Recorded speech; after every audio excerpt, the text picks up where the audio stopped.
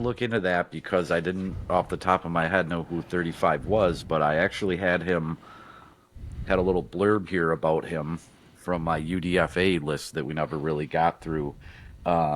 He's a cornerback, obviously Galvin Holmes from Texas.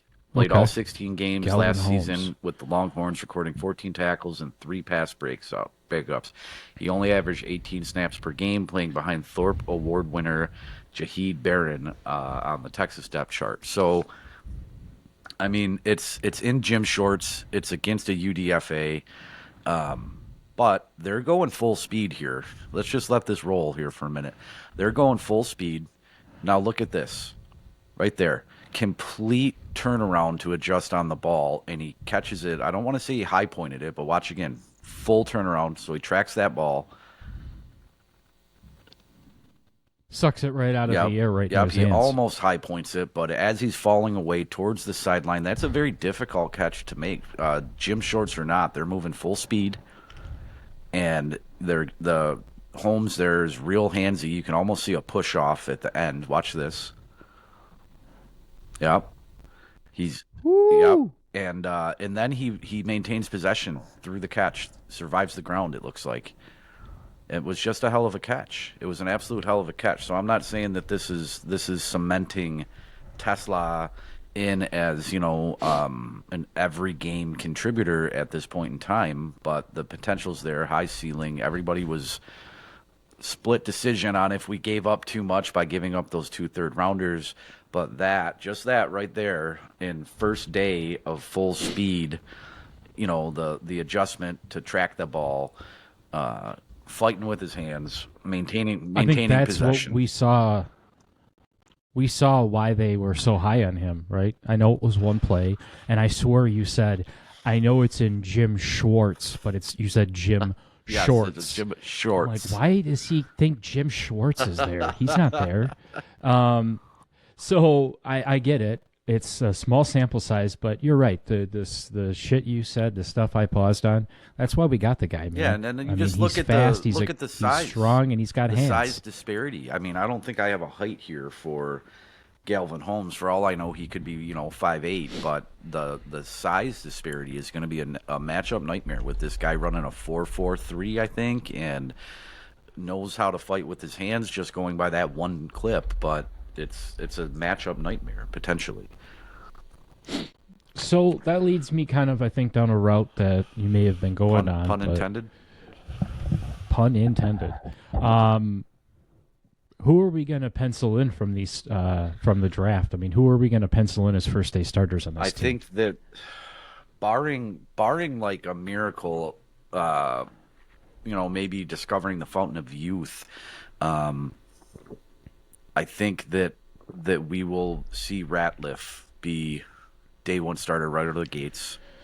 Um, I Okay, think I I like think when that. we drafted him at that point in time, that it wasn't really a secret that he was probably the only starting caliber guard left in the draft. I mean, there's always going to be diamonds in the rough and fourth, fifth, sixth, seventh rounders, UDAs that will shine every year. It happens, but on paper with the stats that they had to evaluate, the film that they had to watch, I think Ratliff was the last starting caliber guard. Did not surprise me at Okay, all when we drafted him. He was on my list. He was the guy that I wanted, like we had covered before. But he's going to start. I think he's going to start. okay. So I agree. He's the second they called his name, I'm like, well, there's your day one starter at guard. So he's penciled in I think easily. so. Are you telling me Tesla's a day one starter? I mean, I'm not going to disagree with you I if you mean, it's do. hard to say that you're a starter if you're going to probably be our pushing to be our fourth receiver at this point in time. But in this offense, uh, Okay, but yeah, one, two, yeah, three. Amon Ra's one, JMO's two. Is he three? he has the upside to be three. He's a nightmare matchup. Because that's what we're looking Yeah, but for. we We haven't had a three since Josh Reynolds dropped that well ball. don't sell Tim Patrick short, right? Um, Oh, I knew I was going to hit your little Tim Patrick spot, but Tim Patrick comes back, and we draft this guy to fight for that spot. We're not drafting him and saying Tim Patrick is an Now automatic pull up three. pull up Tim Patrick's numbers from last year. I think that I would not be surprised whatsoever to see Isaac TeSlaa match or exceed those numbers if my memory is serving correctly. Okay, well, I'm gonna pull him up. We'll see, but I don't think this immediately we slide Tim Patrick into number 3 just like No, that. but I think TeSlaa has to come out and show a lot more tape, a lot more highlight footage like we just watched to for us, for the fan base, for the coaching staff, for the organization overall to say, yes, this kid's our number 3.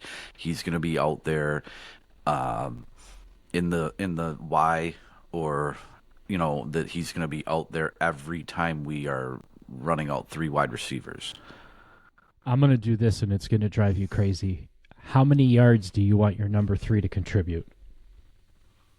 In Regular season. In general, with this style of offense and with the way that we love pounding the football, if our third wide receiver, especially in this scenario, could come in and contribute 5+. Okay. Hold on. Let me do this too.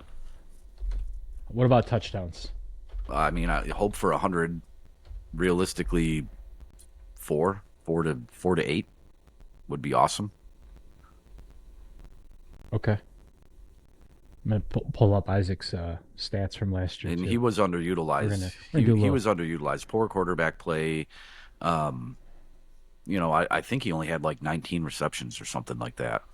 But he had like a, God, I don't want to misspeak, but off the top of my head, he had like a 15, 16, 17 yard plus average.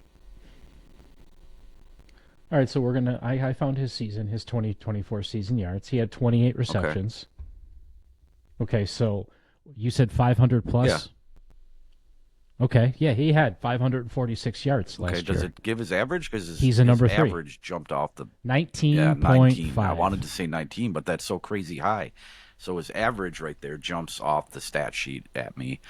But again, I think he was underutilized and in a bad situation. You're not helping your argument here with Mr. Patrick. Tim Patrick last year, 394 yards. I know. 3 touchdowns, 11.9 yards. Yeah, they're different style wide receivers, even though they're both bigger bodied. Who's going to get number 3? All I'm saying is he going to get you number 3? He's penciled in as number 3 right now. Let's talk again in mid to late August and see what that looks like. We can certainly have this conversation early September, but I just don't think that he's coming into camp penciled in as the number 3. That's all I'm saying.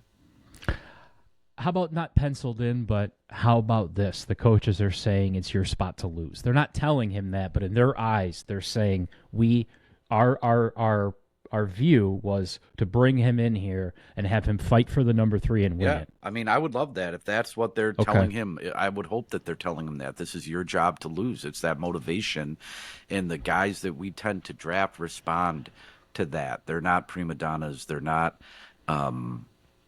They're guys that thrive in competition, and guys that want to be coached, and guys that respect the coaches. And I hope that they're telling him that this is his spot to lose.